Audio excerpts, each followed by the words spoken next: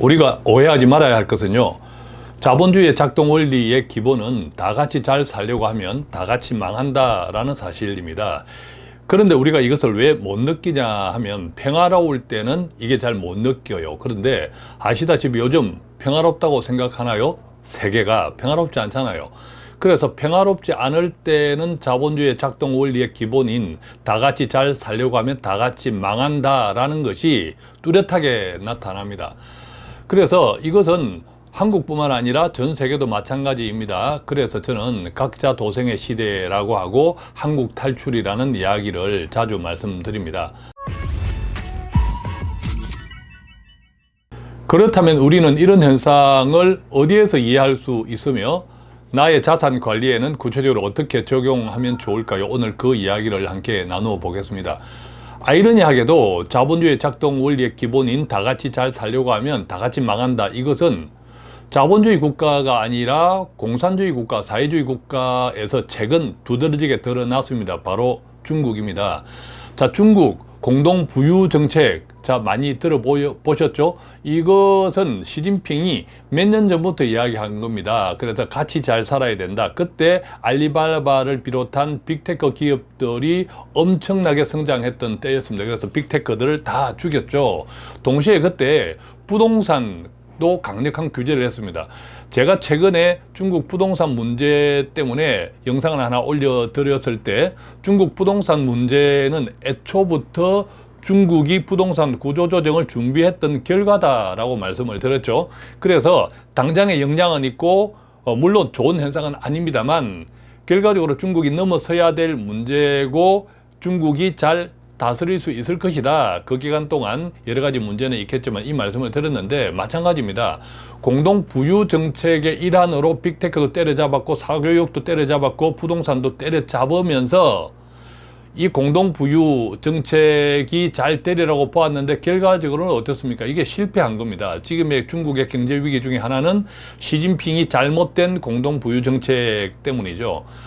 자, 그래서 이게 이 자료에 보면요, 한 20년 전에는 중국 도시 지역에 빈부차, 즉 상위 20%, 하위 20%의 빈부차가 뭐 2배도 안 되었습니다. 20년 전에는. 그런데 지금 20년이 지난 지금은 6.3배. 자, 그런데 이게 도시에만 국한되었을까요? 그렇지 않고 농촌 지역은 더 빈익빈 부익부가 양극화가 더 심해졌습니다. 농촌 지역의 상하위 20%의 평균 소득 격차는 도시보다 더 높습니다. 9.2배죠. 자, 여기서 우리는 자본주의의 작동 원리, 제가 다 같이 잘 살려고 하면 다 같이 망한다. 이 자본주의 작동 원리의 기본이다. 이것을 말씀드렸잖아요. 구체적으로 자본주의에 비교해 보겠습니다. 자본주의는 우리가 알고 있는 자본주의는 개인주의, 자유경쟁, 기업, 자유경쟁이죠. 자, 이것은 다 동의하시죠? 그런데 여기에 소득 분배가 같이 결합되어야 합니다. 왜 소득 분배가 같이 결합되어야 할까요? 소비가 없으면 아무리 개인주의, 자유경쟁, 기업이 부강해도 소비가 없으면 기업 망하죠. 적절한 소비를 위해서 소득이 분배되어야 하는 거죠. 예컨대 뭐 개인회생이라든지 파산제도 이런 제도들이 있지 않습니까? 자, 그것은 얼핏 생각하면 저렇게 망한 사람을, 개인을 왜 국가의 세금으로 구제시켜 줄까? 자, 정부 차원에서 보면 바로 이 부분이죠.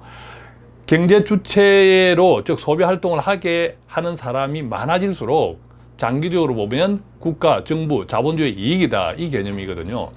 그래서 자본주의는 개인주의, 자유경쟁, 기업, 자, 이것을 기반으로 하되 소득 분배가 같이 균형을 이루어야 자본주의가 성장을 할 수 있는 거죠. 자, 그런데 중국이라는 나라 공동부유 정책 실패한 이유가 뭡니까? 바로 이 개인주의, 자유경쟁을 막아버린 거죠. 강력하게 막아버린 거죠. 사회악으로 치부해버린 거죠. 그래서 지금 실패한 겁니다. 자, 그런데 이 중국뿐만 아니라 최근에 이 선진국들 자본주의, 한국도 그 나라 중에 하나인데 이쪽들이 지금 실패, 굉장히 불황, 어려워지고 있는 이유는 바로 소득 분배에 또 실패하고 있는 거거든요. 자, 그래서 이 이야기를 조금 구체적으로 보면 이렇습니다. 최근 1, 2년 사이에 각 국가별로 성장률이 다 달라요. 기본적으로는요, 전 세계 GDP에서 무역이 차지하는 비중이 2008년 금융위기 이전에는 61%였는데 지난해는 57%라고 합니다. 불과 4% 차이라고 생각할 수 있으나 전 세계 글로벌 전 세계 무역 비중이 4% 떨어졌다라고 하는 것은 엄청난 차이고, 그것이 각각의 나라에 개별적으로 적용되는 것은 또 엄청난 차이가 있습니다. 예컨대 여기 이제 독일이라는 나라가 있지 않습니까? 독일이라는 나라의 GDP 성장률은 최근 제로 0% 이하에서 계속 놀고 있습니다. 즉 독일이라는 나라의 GDP는 계속 마이너스 성장을 하고 있다는 거죠. 마이너스 속에서 조금 뭐 오르락 내리락 하고 있지만 기본적으로 마이너스. 자, 중국 볼까요? 중국은 기본적으로는 엄청난 개발도상국가입니다. 아직 개발도상국가로서 계속 성장률이, 잠재 성장률이 6, 7은 돼야 되는데 중국 뭐 요즘 뭐 4% 이렇게 굉장히 실망스러운 결과를 내고 있지 않습니까? 공동 부유에서 실패한 거죠. 반면에 미국 같은 경우에는 계속 0% 이상, 즉 플러스에서 계속 놀고 있습니다. 성장률이. 그리고 이제 올해 3, 4분기는 더 높은 성장률이 나올 것이다 라고 추측을 하고 있죠. 자, 인도도 보겠습니다. 인도도 보면 0% 이상, 즉 플러스 성장에서 계속 놀고 있습니다. 자, 브라질 보겠습니다. 브라질도 플러스 성장에서 계속 엎치락뒤치락 하면서 놀고 있죠. 자, 그런데 지난 1, 2년 동안 경제는 굉장히 안 좋았어. 그런데 각 나라들마다 성장률은 플러스에서 놀고 있는 나라가 있고 마이너스에서 놀고 있는 나라가 있고 다 다르지 않습니까? 자, 그러니까 앞으로는 각 국가들이 다 각자 도생이다. 즉 같이 살자고 하지 않는다라는 거죠. 왜? 같이 살자고 하니까 같이 망하겠네? 자, 그 인식 때문에 각국의 나라들이 각자 도생의 길로 들어섰습니다. 그래서 저는 이것을 역대 최고의 전환기라고 보는데, 이 전환기를 구조적이 되었다라고 이야기합니다. 자, 이 말은 어떤 이야기입니까? 다시 되돌리기가 힘들어졌다는 이야기입니다. 이제 결혼을, 우리가 사람이 결혼을 하면 결혼하기 전과 후가 굉장히 달라지죠. 구조적으로 달라집니다. 다시 결혼을 하고 나면 결혼 이전의 시기로 돌아오기가 힘들죠. 구조적으로. 그죠? 돌아올 수는 있으나 마찬가지입니다. 결혼해 살다가 또 이혼하면 어떻게 됩니까? 절차도 굉장히 복잡할 뿐더러 이혼을 하게 되면 다시 결혼을 하는 것도 굉장히 힘들어집니다. 이게 이제 구조적인 거거든요. 개인의 인생으로 볼 때도. 지금 전 세계의 경제가 각자 도생, 이 역대 최고의 전환기라고 하는 것은 이게 다시 돌아오기 힘든 이제 구조적인 상황이다라는 거죠. 자, 그런데 이 각자 도생에서도 유리한 나라가 있고 불리한 나라가 있습니다. 아까 몇 개 나라 보았지 않습니까? 그 나라를 다시 생각하면서 이 각자 도생에서 어떤 나라는 유리하고 어떤 나라는 불리할까, 이것을 한번 적용해 보시기 바랍니다. 자, 각자 도생에서 절대 유리한 나라들은 이런 조건들을 가지고 있어요. 수출 의존도가 낮습니다. 즉 내수 비중이 높은 거죠.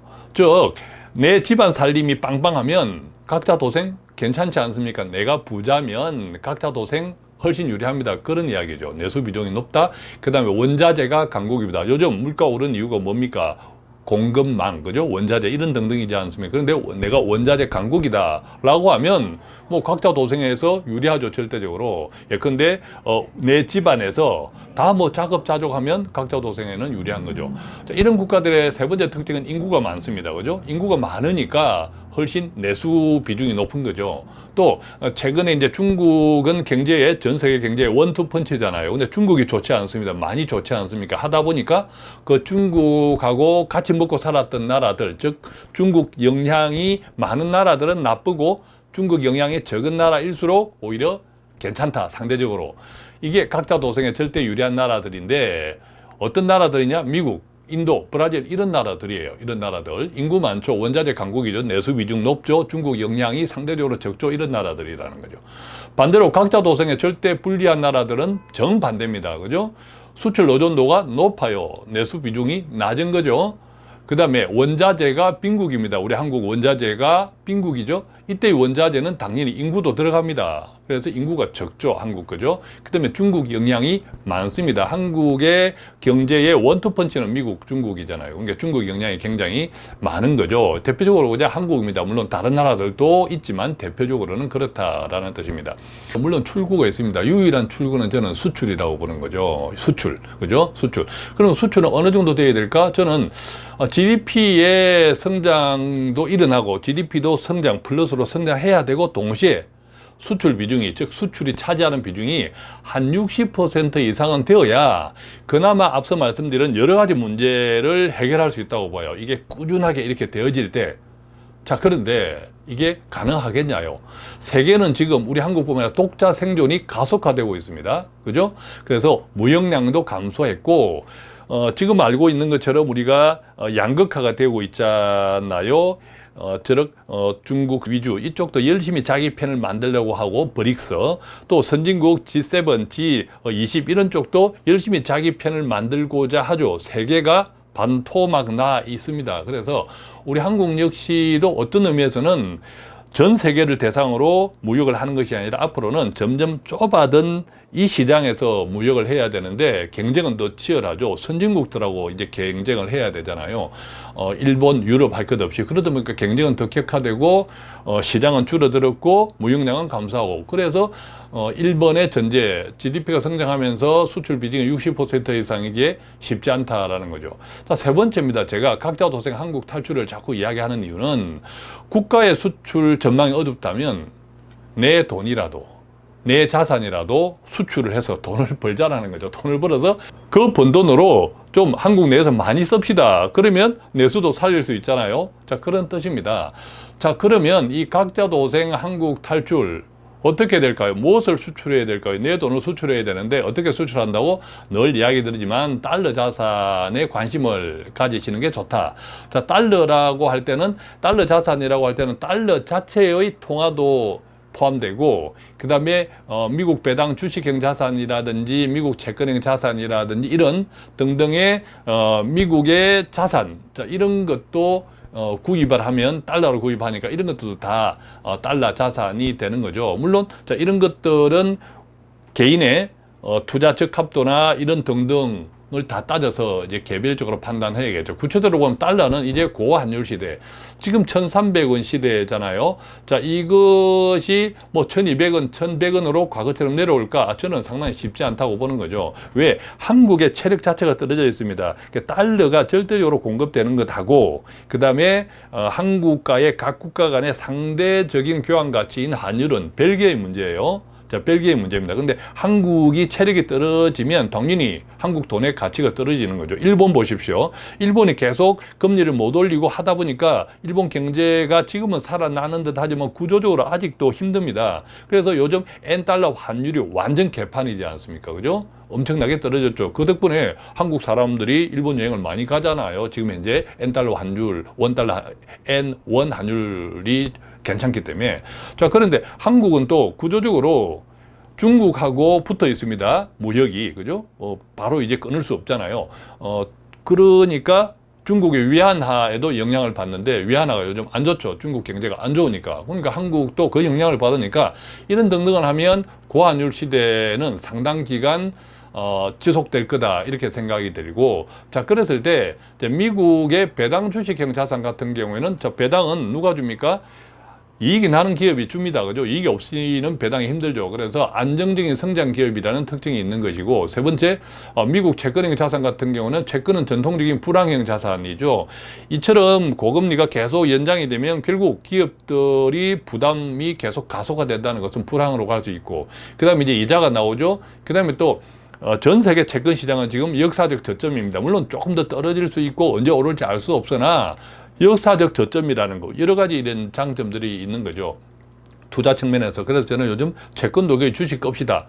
변동성이 그만큼 크다. 근데 이 변동성은 플러스 쪽의 변동성을 기대하는 것이 지금 시기이다. 뭐 더 빠질 수는 있으나 평균적으로 보면 이제 이런 것들을 생각할 때 미국 채권형 자산도 불황형 자산, 이자, 역사적 저점 이런 것들을 생각하면 좀 이제 섞어지게 적당히 자기의 체력것 이런 것도 좀 관심을 가져 보시는 게 좋겠고, 근데 결정적으로 왜 제가 미국 달러 자산이라고 하냐면 이 원달러 환율과 투자 수익은 거꾸로 움직여요. 즉 원달러 환율이 즉 달러가 비싸진다는 것은 세계 경제가 조금 더 불안해진다는 것이고, 그러면 미국의 달러 자산도 마이너스 1 경향이 많습니다. 그런데 달러가 오르면 또 달러 자산을 가진 분들은 그게 서로 그죠?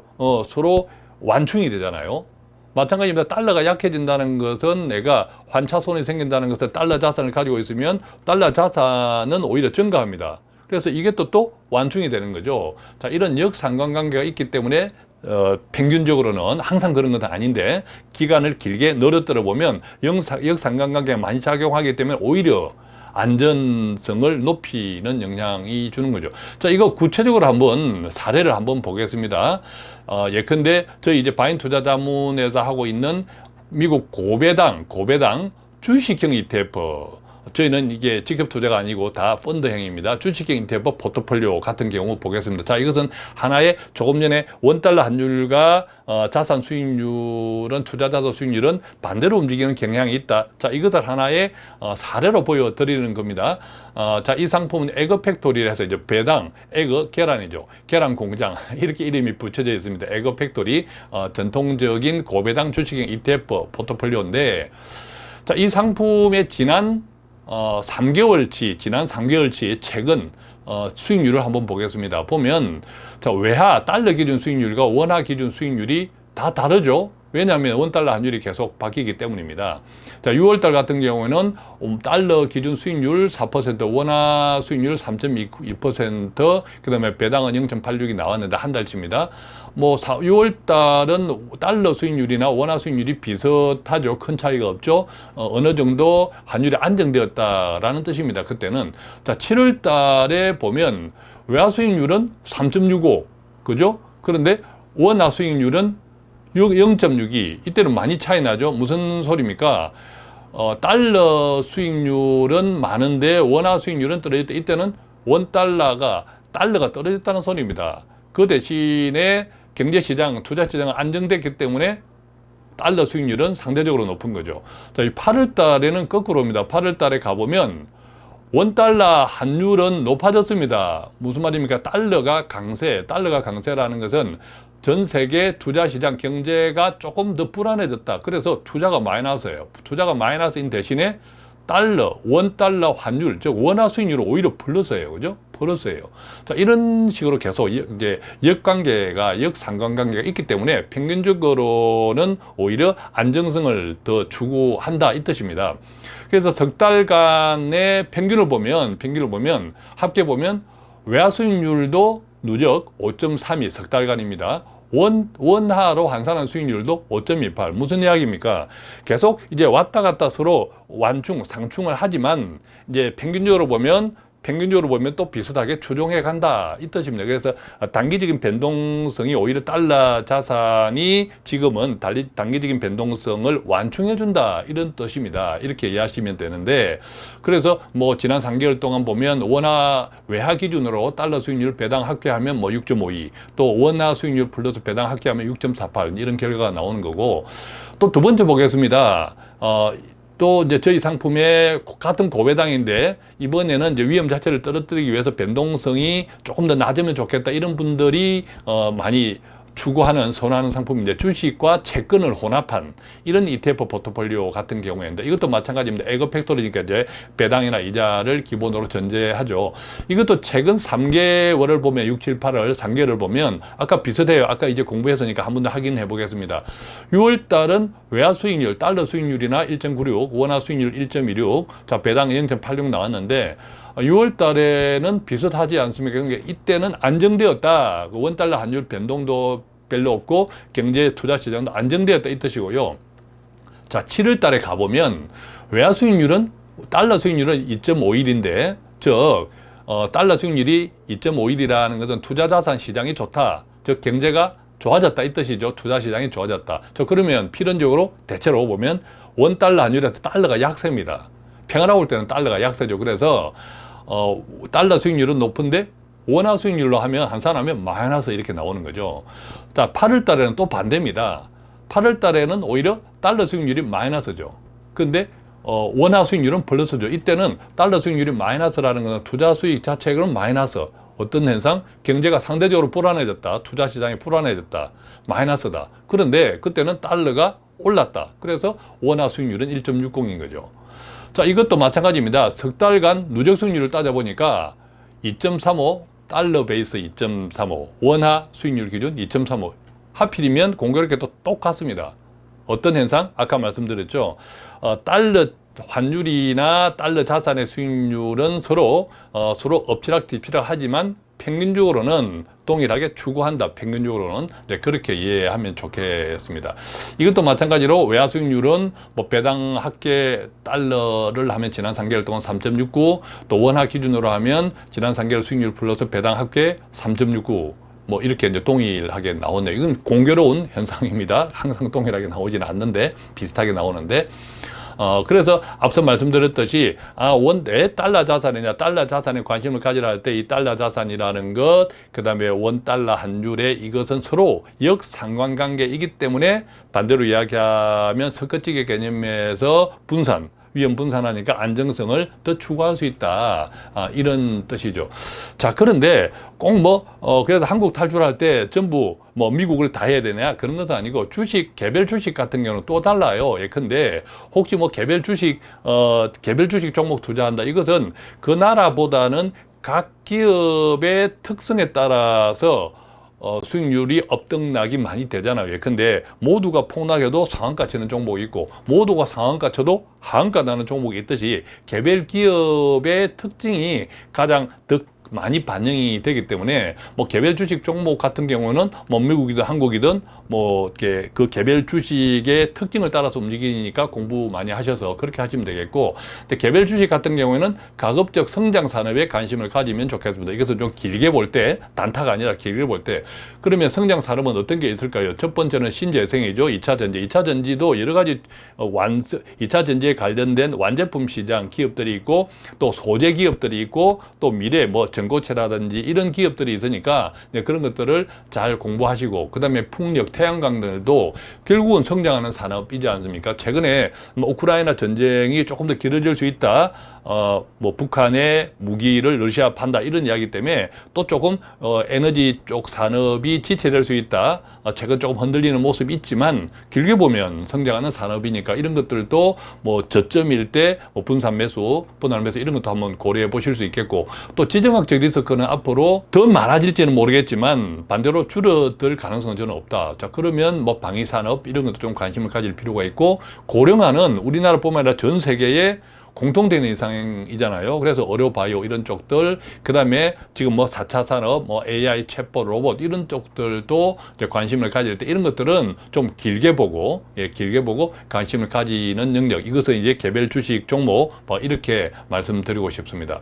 자, 오늘은 이렇게 각자 도생의 시대 한국 탈출에 대해서 구체적인 사례와 어떻게 적용할지 함께 공부해 보았는데 조금이라도 도움이 되셨으면 좋겠습니다. 혹시 방송 관련해서 궁금한 내용이 있다면 전화 02-536-0153 또는 카카오톡에서 돈 파는 가게나 바인 투자 자문 검색하시고 1:1 채팅창 통해서 문의해 주시면 아는 범위 내에서 성실하게 답해 드리겠습니다. 고맙습니다.